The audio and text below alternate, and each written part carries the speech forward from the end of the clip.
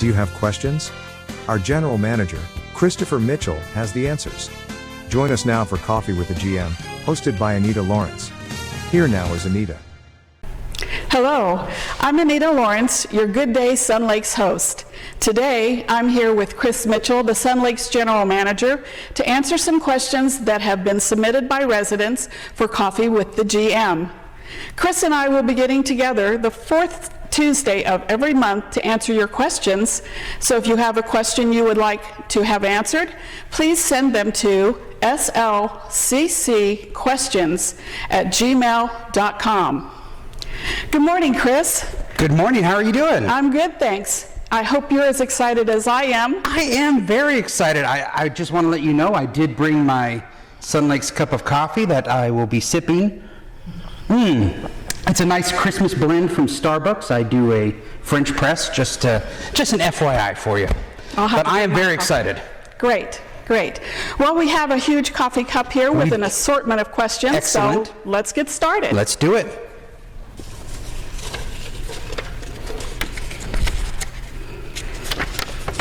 Okay, first question from a resident. Lifeguard expenses for 2019 was $16,863. For 2020, it was $63,262.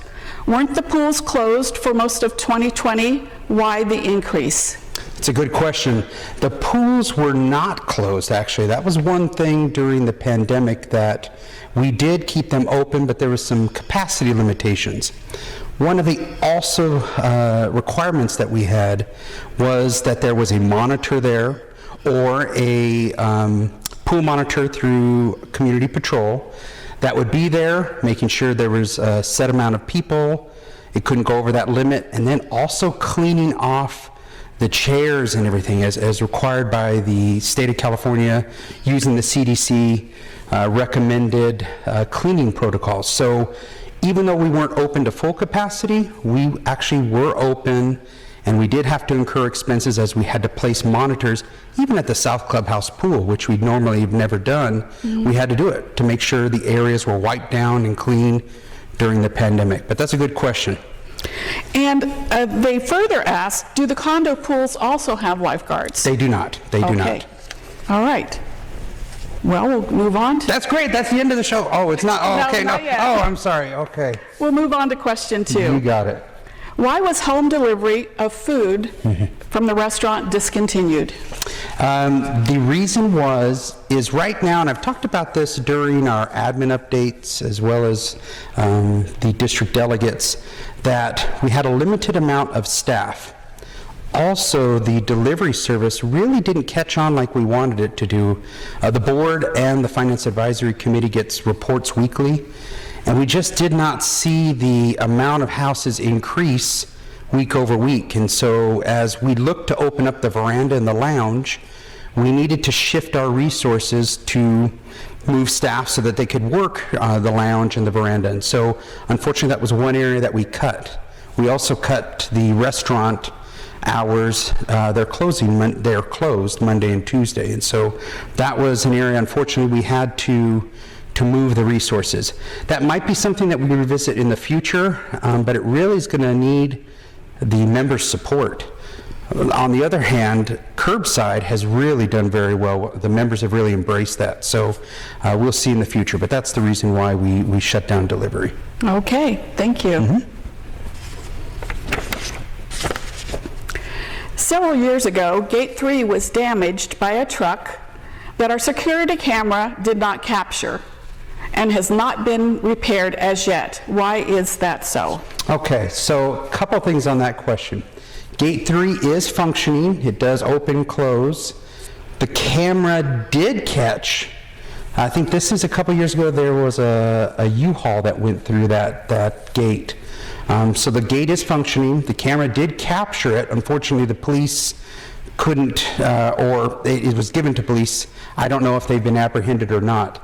The one issue, though, that that member does bring up a good question is the wrought iron bars.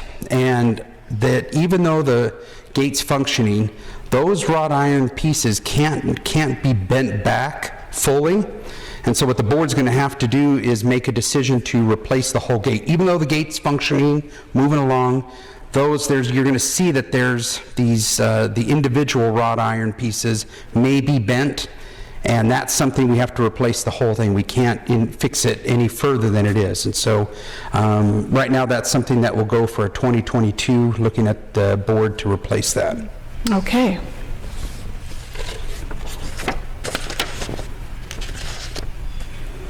Is the HOA anticipating any impact from the new California Waste Management Organics recycling changes with the restaurant and/or our landscaping practices? Yeah, that's another good question. We've been hit with a lot of new regulations, like the rentals, AB 3182, excuse me, but this is one that could cause some problems. And let me give you some background. We tried that once in the restaurant area, to put food waste. I believe Benjamin was the food and beverage director at the time. And the problem is Waste Management would only pick that up maybe once a week. Well, when you have food in there, organic materials, and it's rotting, and we live in an area that has raccoons and other vermin, let's say, and other animals, they like to get into that. And that was a problem. And when we tried to work with Waste Management to do more frequent pickups, they said they couldn't. So now we're being put into a position of, you have to do this. Great. Is Waste Management going to pick it up more frequently? Right. So with food, and also what it does, and this also affects golf course maintenance, is now I have to take the time to separate, just like members have to. This is recyclable, this is trash. Well, now we're going to have to spend the time to do that as well. So there potentially is more time spent on this, which takes away from the normal tasks. But also with the food organics, that's what I'm really worried about is, we'll pick it up every other week. Well, that's just not going to work. And so more to come on this, because this is one thing, it's again, we're being forced to do this, but I don't know if any of the brains behind this movement have thought about the logistics. That's what I'm worried about. So more to come on that. Will there be a banquet department so parties can be planned again? There will be. So one of the moves we've done is to look at recruiting has been very difficult. This is something I've been talking about for the last 3 months about competition with McDonald's and others that are paying more. And so we are looking to hire more. We are targeting, I think we have, when talked with Shannon and Elise, is late June after Charity Week, that we should have enough staff, hopefully, crossing fingers, that can do banquets. We are working on events, so like clubs, like Tops and others, can come in and say, hey, I'm going to have 20 people here. I like the sand wedge. We can do something like that with the staff configuration that we have. But the bigger events, that's where we're going to need more staff. And so we're working on that right now, and it will return. Also, after June 15th or 18th, whatever state of California's back to open, yes, then that should open up to say, okay, now I don't have to have prepackaged items. I can do more. So more to come on that, but we are looking to get banquets back. That's a key area, along with the lounge services that we are very excited to get back on Friday or last week. So this will be coming back. I know that will make a lot of people happy. It will. You know this. We're very social here in Sun Lakes, and that's one thing that I want to get out. I want to see people. I want to enjoy being out. And so, yes, it will help. It would definitely help. Where are the questions about you in there? Okay, well. None. Oh. When will we be back to normal music schedules with outside bands coming in? I think you have update on that. We do, and so last Friday and Saturday night we did have a band out here in Veranda, and this weekend it is kicking off. So we are back into full swing on this. So the members are going to be able to come Friday, Saturday night, and hear live music, have service out on the veranda. I just want to take a note. I was here with Jason, and shout out to Jason. He did a great job. He and I did not break any glasses or dishes when we were out in the lounge area, but we are going to, there were some takeaways that we saw based on the demand. And you talk about everyone was excited. I don't think we realized how much demand people had of just getting out, just to see the band, hear the band. And so we'll be making some configuration changes for the bar, because we saw that the bar got pretty packed, and so we'll be making some changes on that. But we're definitely excited to have live music back, and so hopefully come every Friday and Saturday night, you'll have some live music. That's great. Yes. And are there plans to have Music Under the Stars this season? Yes, June 18th, I think, is when that will begin. And so I talked to Elise and Jason about our reopening. And so Music Under the Stars, I believe, is June 18th. Check the website, check Good Day Sun Lakes for more information on that.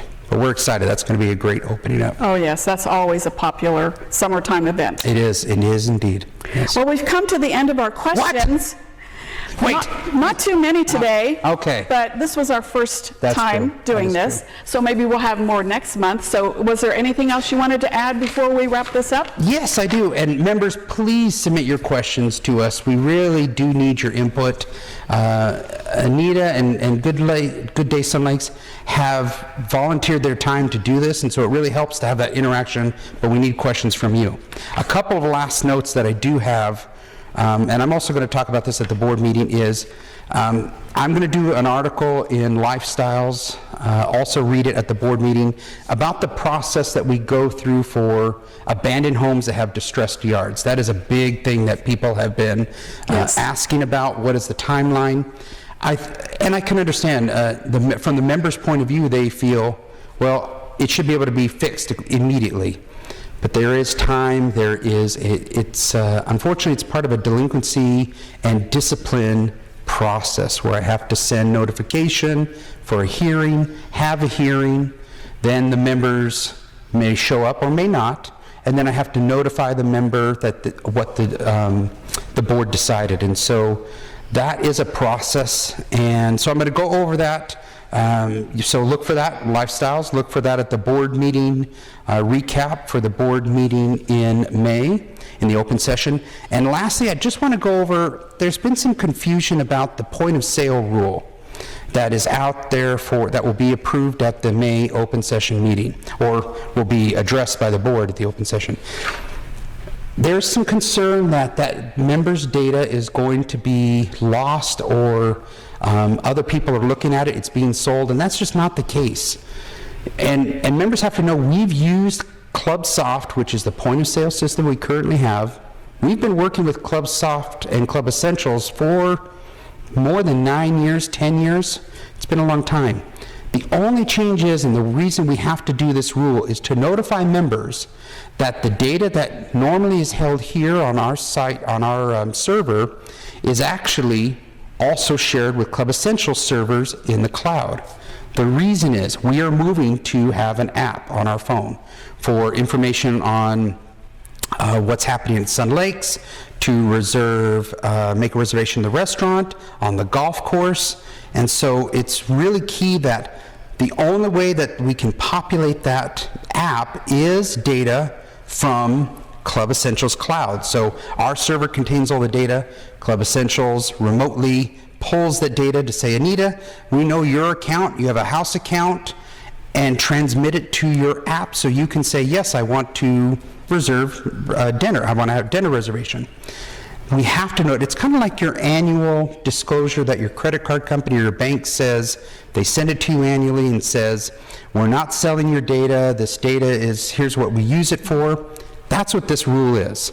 So Club Essential has already had that data here on our server. So it's not, the relationship didn't change, but I'm required to notify the members, and this rule replaces that annual disclosure. And so that's the members shouldn't see any change except more accessibility to their data themselves through the app, through the website. And so those are some of the things I want to clarify, and I will talk about this at the open session. But I really want to say thank you very much for hosting this. Oh, you're quite welcome. And I look forward to many more, and hopefully to have that cup full of questions. Maybe our cup will runneth over. That's right, that is true. Well, I want to thank you for joining us today. And if you have any questions that you would like answered by the general manager next month, please send your questions to slccquestions@gmail.com. And of course, you can contact members of the administration staff if you need immediate assistance. But please remember, our staffing levels are lower since the pandemic, and it may take them a while to get back to you, so please be patient. So thank you for watching today, and Chris and I look forward to answering more of your questions next month. Anita Lawrence for Good Day Sun Lakes and Coffee with the GM.